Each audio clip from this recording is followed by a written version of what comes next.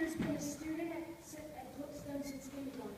He loves playing soccer, and his favorite player is Fernando Torres. In fact, he has made eye contact with Torres himself in an international Champions Cup game in Indianapolis. Ryan probably screamed like a little middle school girl when he saw him, but he won't admit to it. Please welcome Ryan Joyce, who tells us about the 2014 FIFA World Cup.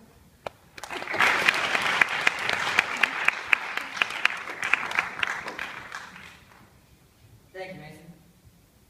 32 teams, 736 athletes, 12 stadiums, 6 million local fans, 909 million people watching around the world, and $35 million on the line. This is the 2014 FIFA World Cup.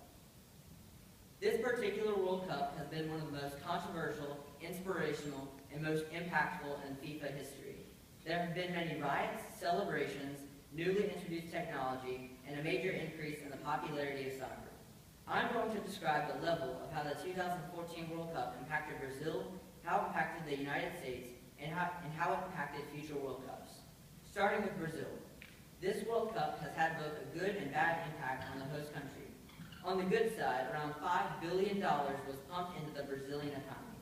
Luckily, there are also millions of soccer fans in Brazil, so you can imagine the enthusiasm when Brazil won the bid for the 2014 World Cup. Now for the bad side. Brazil spent a lot of money building soccer stadiums, airports, hotels, and team training bases. Mysteriously, the money saved for building schools and building hospitals for the locals went missing. This angered many Brazilians.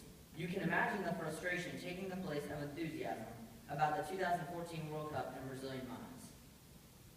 There were also many construction projects promised to be finished before the World Cup, but were not completed in time. For example, a bullet train between Rio de Janeiro and Sao Paulo was to be used to transport fans quickly. It was set to finish in 2013. Now it is set to finish in 2019. There were also many riots caused because of the massive amounts of money spent.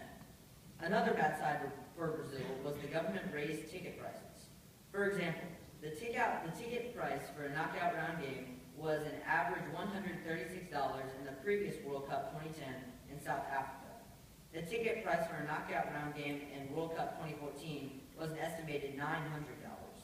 For this reason, most Brazilians couldn't even afford to attend the games. This too caused many riots and instances where Brazilians would rush the stadiums and break into the stands to watch the game. So overall, in my opinion, I think there were way more negatives than positives for the host country of Brazil in this World Cup.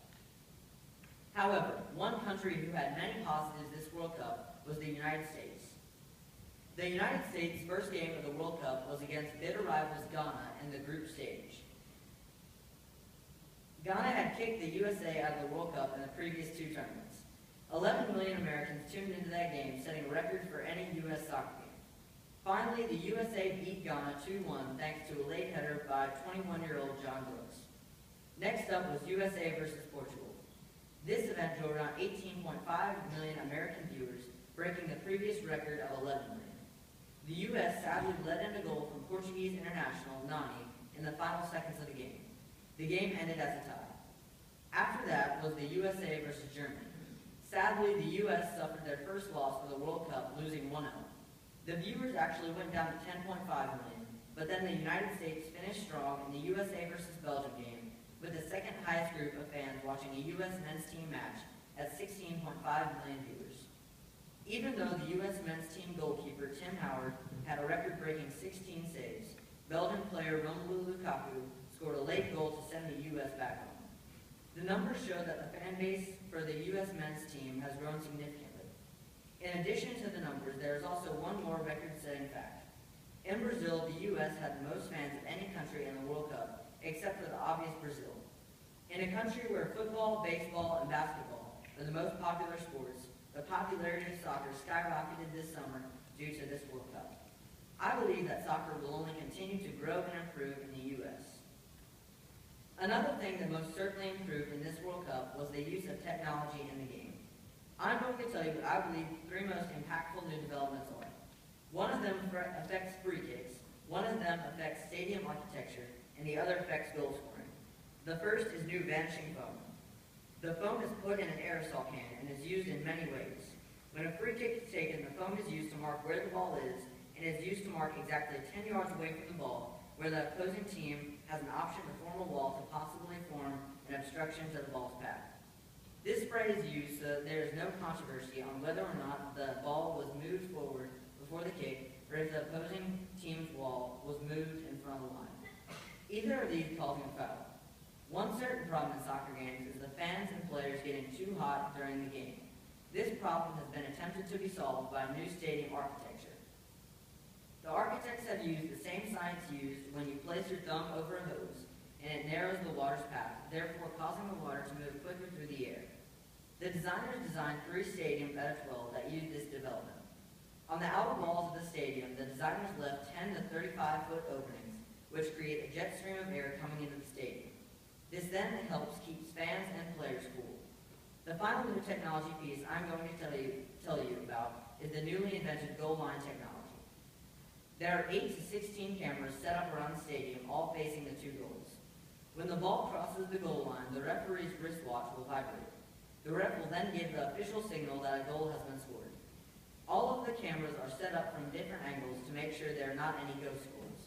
A ghost goal is when a player scores a goal, but the ref does not agree that it was a goal, and therefore does not count. As you can tell, the people who put on this World Cup put a lot of hard thinking into perfecting this World Cup as much as they possibly could. I personally believe this is one of the most impactful World Cups yet. With all the outstanding technology and massive fan base growth, I am very excited to see what the future World Cups bring to the table and the global impact they cause. I am also nervous to see if future host countries handle it like Brazil did. People outside of the host countries see only what the government wants us to see. I encourage you to dig deeper into the facts. I'm sure you will be shocked at what some countries do just for the sake of looking good. So as we look forward to future World Cups, we all remember the amazing technology it brought to the game. We learn from the host country Brazil's mistakes, and we continue to grow and flourish our fan bases surrounding mine and billions of others' favorite sport, soccer.